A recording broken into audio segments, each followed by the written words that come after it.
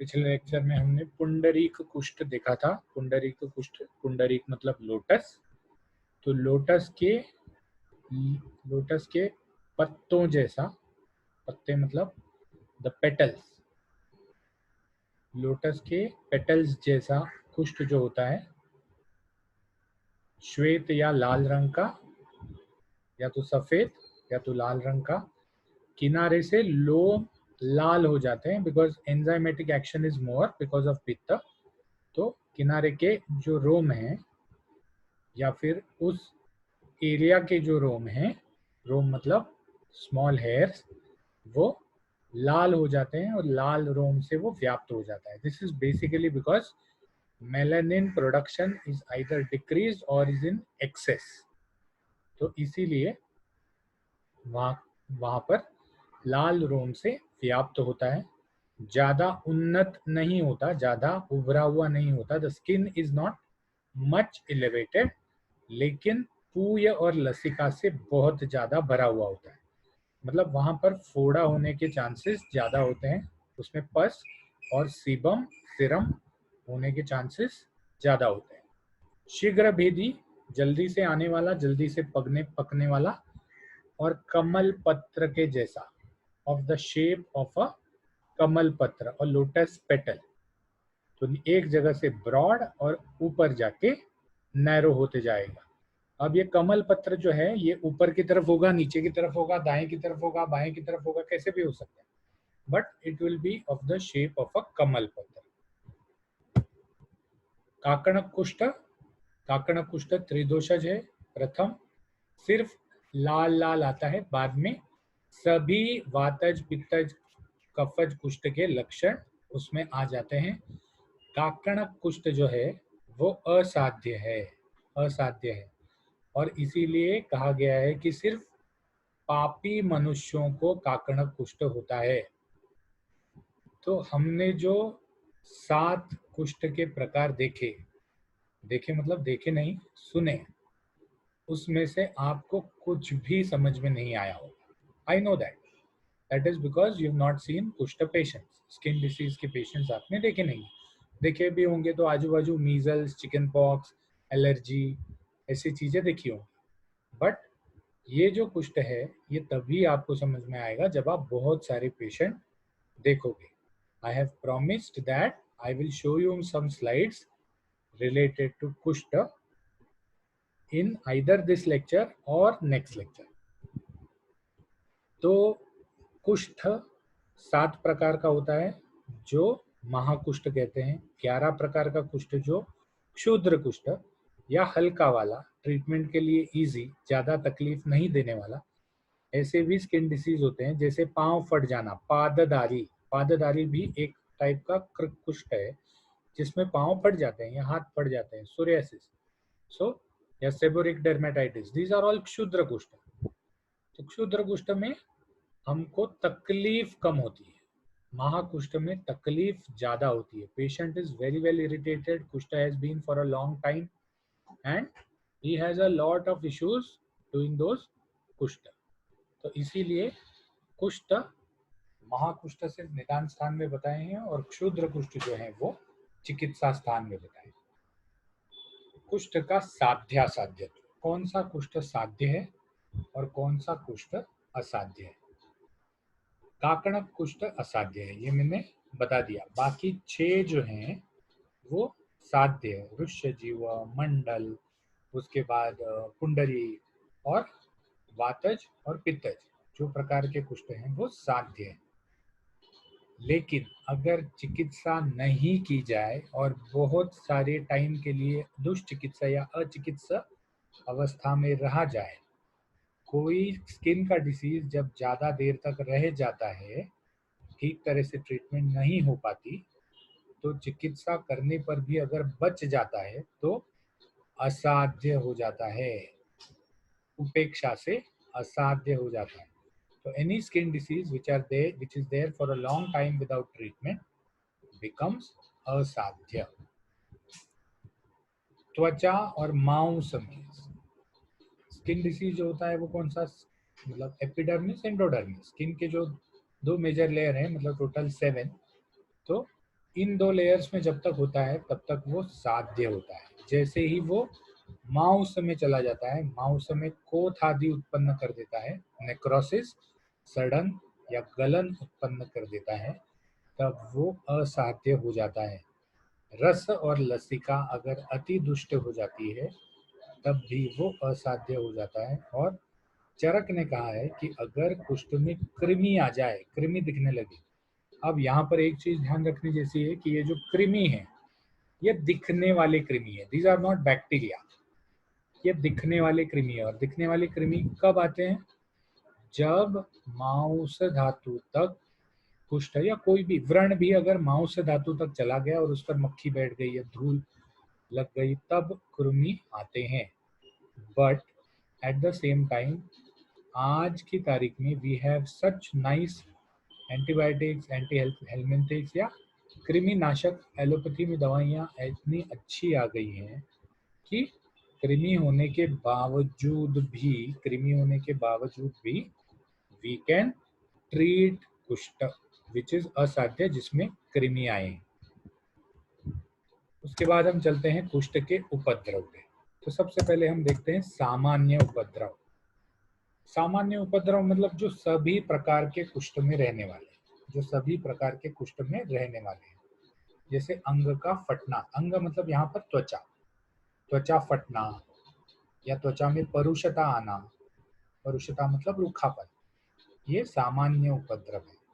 तृष्णा ज्यादा होना सामान्य उपद्रव है। अगर उसमें इन्फेक्शन है तो ज्वर आना सामान्य उपद्रव है। अतिसार होना भी सामान्य उपद्रव है। अतिसार मतलब द्रव मल प्रवृत्ति और लूज मोशन। दाह होना भी सामान्य उपद्रव है। बर्निंग सेंसेशन इज अ सामान्य because you have a lot of irritation in the skin. निर्बलता आना ये भी सामान्य उपद्रव है।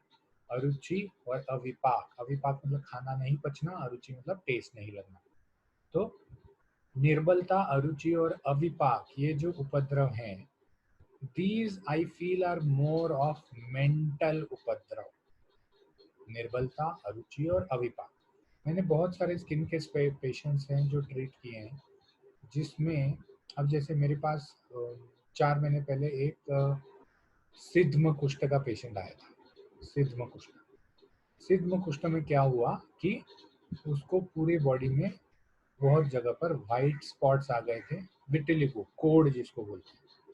तो he was so depressed by it, he was so depressed by it कि सर मेरा काम कैसे है, मुझे तो, he was a carpenter by profession, मुझे तो कपड़ा निकाल के, नहीं कारपेंटर नहीं सॉरी, कड़िया कड़िया, तो मुझे तो कपड़ा निकाल के ही काम करना पड़ता है, मुझे तो बनियन और हाफ पैंट पे ही काम करना पड़ता है, ये सब दाग जो दिखते हैं, तो दाग में आजू बाजू वाले लोग फिर ये कर देते हैं। तो he was under depression. When you are under depression, आपको कोई काम करने की इच्छा नहीं होती, निर्बलता आ जाती है, खाने की रुचि नहीं होती। So I feel these three specifically are more of mental उपद्रव रादर देन फिजिकल उपद्रव। उपद्रव होने पर रोग असाध्य हो जाता है, ये तो हमने देखा। उपद्रव कब आते हैं? जब ट्रीटमेंट नहीं करते तो रोग जो है वो फैलता जाता है। फैलता मतलब एरिया वाइज नहीं, लेकिन शरीर में ज्यादा डीप तक जाता है, और जब डीप तक जाता है तो उपद्रव आ जाते हैं। उपद्रव आने के बाद रोग असाध्य हो जाता है। तो इस पर चरक ने एक उदाहरण दिया है कि जब वृक्ष छोटा हो तो जल्दी तोड़ सकते हैं। ठीक है, जैसे हम बहुत लोगों के टॉयलेट के बाहर पीपल का या वट का झाड़ आता है। ठीक है, तो ये पीपल का या वट का झाड़ जो है वो कैसे आता है कि पीपल का या वट का फल जो है वो कौवा खा लेता है, फिर वहां जाके नंबर 2 करता है और वहां पर बीज को छोड़ देता है, तो वहां पर पीपल या वट का झाड़ आ जाता है। तो जब तक वो छोटा है तो वो हम हाथ से तोड़ सकते हैं, इजीली तोड़ सकते हैं। लेकिन वही बड़े पीपल या बड़े वट को तोड़ना बहुत मुश्किल हो जाता है। इसीलिए उपद्रव होने तक रुकना नहीं चाहिए, रोगी को वैद्य के पास जल्दी जाना चाहिए, और वैद्य को भी कुष्ठ की चिकित्सा जो है, अगर महाकुष्ठ है तो जल्दी कर लेनी चाहिए। तो ये सामान्य उपद्रव हमने देख लिए। अब हम चलते हैं विशेष उपद्रव। तो अगर वातज कुष्ठ है, विशेष उपद्रव जो है वो 4 पॉइंट्स में डिवाइड किए हैं उन्होंने। एक, त्वचा का वर्ण। दूसरा, त्वचा का अपीयरेंस। या फिर त्वचा का स्पर्श, तीसरा वेदना रोगी को होने वाला सेंसेशन, और चौथा अंग में अगर कोई व्यंग है तो वात के उपद्रव में वैवल्य हो जाता है और यूजुअली अरुण या काला या ग्रेइश कलर का हो जाता है, ज्यादा करके अरुण वर्ण या कृष्ण वर्ण या ग्रेइश कलर का। त्वचा में रुक्षता ज्यादा आ जाती है, अगर आप त्वचा पे हाथ लगा के देखो तो you will feel it is dry skin. रुक्षता ज्यादा आती है, कर्कशता ज्यादा आती है। What is कर्कशता? कर्कशता मतलब आपने नॉर्मल पेपर को छुआ और जो हम सैंड पेपर यूज करते हैं, तो सैंड पेपर को छुआ तो sand paper will appear more rough. तो कर्कशता मतलब रफनेस, रुक्षता मतलब ड्राइनेस, पारुष्य इज ऑल्सो कर्कशता। तो त्वचा को जब हम टच करते हैं तो वो रुक्ष और परुष दिखती है, मतलब फील होती है वेदना। अब वहां पर सेंसेशंस क्या क्या होंगे? वातज कुष्ठ में दर्द ज्यादा होगा, क्योंकि दर्द जो है वो बिना वात के नहीं हो सकता। संकोच ज्यादा होगा, संकोच मतलब the skin will be feeling tight. Now skin का जो लूजनेस है या स्किन का जो एक इलास्टिसिटी है, that is because of the water content in the body. तो जैसे ही वात रुक्ष कर देगा तो स्किन में एक संकोच आना चालू हो जाएगा। दिस संकोच you will not be able to feel from outside, लेकिन पेशेंट बताएगा कि सर खिंचता है, स्किन वहां का खिंचता है, तो संकोच आ जाएगा और बांधने जैसी वेदना हो जाएगी। बांधने जैसी वेदना मतलब जैसे बहुत एरिया में संकोच आ गया, you feel a rubber band like sensation, जैसे बैंड बांधा गया है। और अंग में व्यंग आ जाएगा, आजू बाजू की संधियां सूज जाएंगी या फिर मूवमेंट कम हो जाएगा, तो अंग में व्यंग आ जाएगा। ठीक है। अब उसके बाद पित्त जब हो तो पित्त में क्या क्या उपद्रव आ सकते हैं? वर्ण रक्त वर्ण हो जाता है, लाल कलर का रक्त वर्णी स्किन हो जाती है। त्वचा में कंडू और स्राव, स्राव is something which you can feel, Kandu is something which you can not feel, actually it is a वेदना, बट ठीक है मैंने इसमें ले लिया। तो खुजाने जैसी वेदना होती है और स्राव आता है। वेदना में दाह होगा, जलन होगी, यू विल फील बर्निंग। पसीना, एक्चुअली पसीना ऊपर ले लेना चाहिए था, कंडू नीचे लाना चाहिए था। तो पसीना ज्यादा आता है, ऐसे पेशेंट ये करेगा, कंप्लेन करेगा। और क्लिन्नता आ जाती है, क्लिन्नता मतलब वेटनेस, यू विल फील और the patient will feel it is wet, the skin is wet. उसके बाद शरीर में कोथ आना चालू हो जाता है, particularly in the area where कुष्ठ इज देयर। कोथ मतलब सडन, पक जाता है जल्दी। ठीक है। तो ये है पित्त के उपद्रव। उसके बाद कफ के उपद्रव में वैवर्ण्य या वर्ण श्वेत हो जाता है शरीर का या उस एरिया का। त्वचा में शीतलता ऊपर ले लेना चाहिए, कंडू नीचे ले लेना चाहिए, तो शीतलता आ जाती है, बुखार दिखता है और चिकनापन दिखता है, चिपचिपा लगता है। वेदना में पेशेंट को कंडू प्रतीति होती है, खुजली आती है, गौरव, स्किन जाड़ी हुई ऐसा लगता है। और उपलेप, उपलेप मतलब स्किन के ऊपर कोई लेप लगाया है ऐसा लगता है।